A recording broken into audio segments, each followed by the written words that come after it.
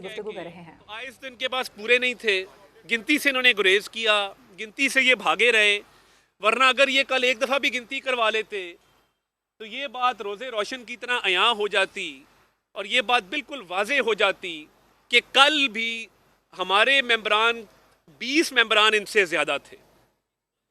तो इस वक्त माइनॉरिटी गवर्नमेंट जिसकी काबीना एग्जिस्ट नहीं करती और इस इजलास को भी कोई कानूनी हैसियत इसलिए हासिल नहीं है कि वज़ीर आला भागे हुए हैं, वज़ीर आला एतमाद का वोट लेने से गुरेज़ा हैं और वो मुख्तलिफ हीलों बहानों से लेजिस्लेशन पास करवा के समझते ये हैं कि वो किसी भी तरीके से कुछ धांधली करके अपने नंबर पूरे कर लेंगे। नंबर पूरे नहीं होने।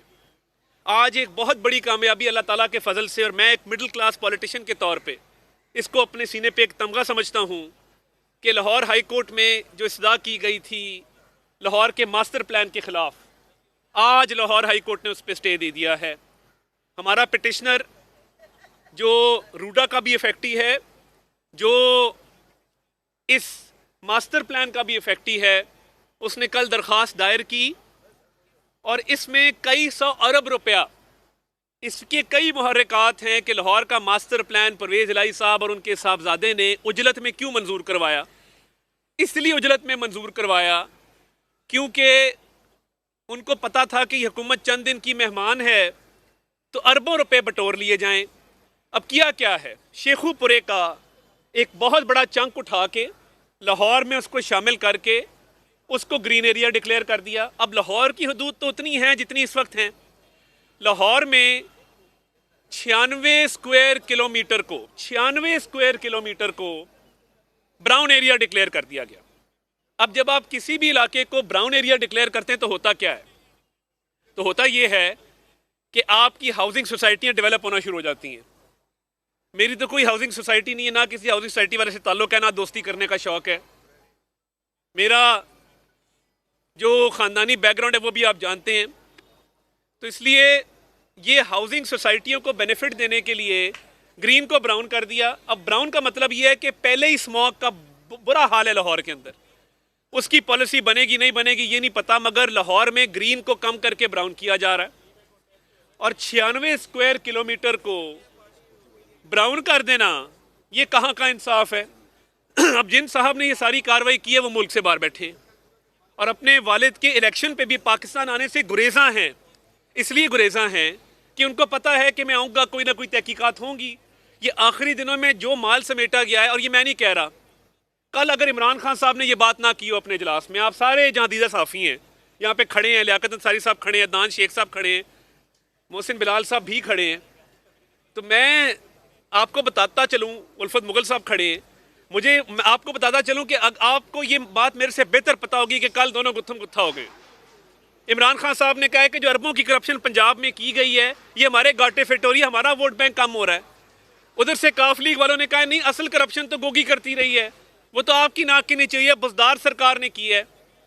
तो वो अब आपस में ही लड़ पड़े हैं इस बात पे कि ज़्यादा करप्शन किसने की है। तो मुझे लगता है कि ये करीब करीब ही है करप्शन में, मगर जिसका बेटा भागा हुआ है और अपने बाप की वजारत आला बचाने के लिए पाकिस्तान आने से भी गुरेज़ा है, उसको मैं ये खबर देना चाहता हूँ कि आपका मास्टर प्लान जो है उस पर स्टे ऑर्डर हो गया है। अब 2 हफ्ते में आप क्या जवाब जमा कराएंगे? कानूनी जवाब कोई नहीं है, इखलाकी जवाब आपके पास कोई नहीं है। आज ये बहुत बड़ी कामयाबी है जो मास्टर प्लान की शक्ल में अल्लाह ताला के फजल से हमें मिली है। नैब ने भी इसकी तहकीकात का आगाज़ कर दिया है जो मुझे खबर मिली है। तो इसलिए इनके हाथ करप्शन में रंगे हुए हैं, अराकीन की तादाद इनके पास है नहीं। 179 के मुकाबले में ये 165 पे खड़े हैं। तो अदालती ऑर्डर में तो ये बात दर्ज है कि आप एतमाद का वोट जब मर्जी चाहें ले सकते हैं। तो आपको क्या चीज़ रोक रही है? आप अपने हाथ मजबूत करें, आप इस इबहम को दूर करें, आए एतमाद का वोट लें और कहें जी हम एतमाद का वोट लेने आ गए हैं। मगर आपको भी पता है कि आपके पास अराकीन की तादाद नहीं है।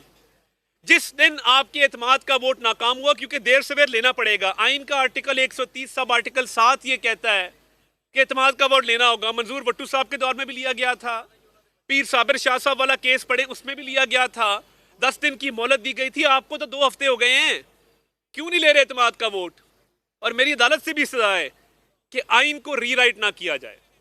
आइन के अंदर जब आर्टिकल 130 सब आर्टिकल 7 ये कहता है, और देखिए कि 3 MPAs जिसके अंदर आपकी खवातीन MPAs भी मौजूद हैं, वो कहती है हमने परवेज इलाही को वोट नहीं देना, तो आपकी तादाद कम होती जा रही है। इसका मतलब है कि गवर्नर ने ठीक कहा है आपको एतमाद के वोट का, हम अदालत में पेश करेंगे ये बात कि जी ये 3 MPA इनके परवेज इलाही को वोट देने को तैयार नहीं है। और अगर कुल मेंबरशिप देखी जाए तो 180 बामुकाबला 188 है। अब इनके मेंबर अगर इनके साथ नहीं, इसमें हमारा तो कोई कसूर नहीं है। एतमाद का वोट देर सवेर लेना होगा, और उसके बाद जो वजीर आला का इंतखाब होगा, अगर पहली गिनती में कोई भी उम्मीदवार 186 वोट ना ले सका तो दूसरी गिनती होगी, और दूसरी गिनती में सादा अक्सरियत वाला वजीर आला मुंतखब हो जाएगा, जिसका हमें अल्लाह ताला के यहाँ बड़ा यकीन है और हम बड़े कॉन्फिडेंट हैं इस मामले पर। भाग तो हुकूमत रही है, भाग तो मुनसिलाई गए हैं, तो आके जवाब देना इन बातों का। मास्टर प्लान में तो आप फंस गए हैं। मास्टर प्लान अब इंशाल्लाह अल्लाह ताला ने ज़िंदगी दी, मौका दिया, मैं बतौर एक मिडिल क्लास सियासतदान इसको अपनी अना की जंग बनाऊंगा, और मैं देखता हूँ कि ये मास्टर प्लान 2050 का जो अरबोंपति लोगों को मजीद अरब देने के लिए किया गया है, ये कैसे इस पंजाब के अंदर पास होता है।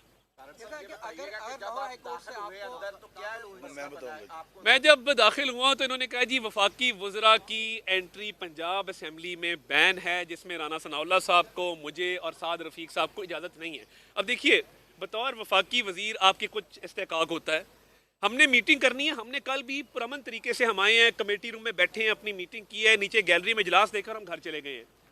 इनको इनसिक्योरिटी ये है कि शायद हमारे आने से पार्टी को तक़वियत मिलती है, मेंबरान का जोश व जज्बा बुलंद होता है, उसमें इजाफा होता है, तो इनको असेंबली में इनकी एंट्री बैन कर दो।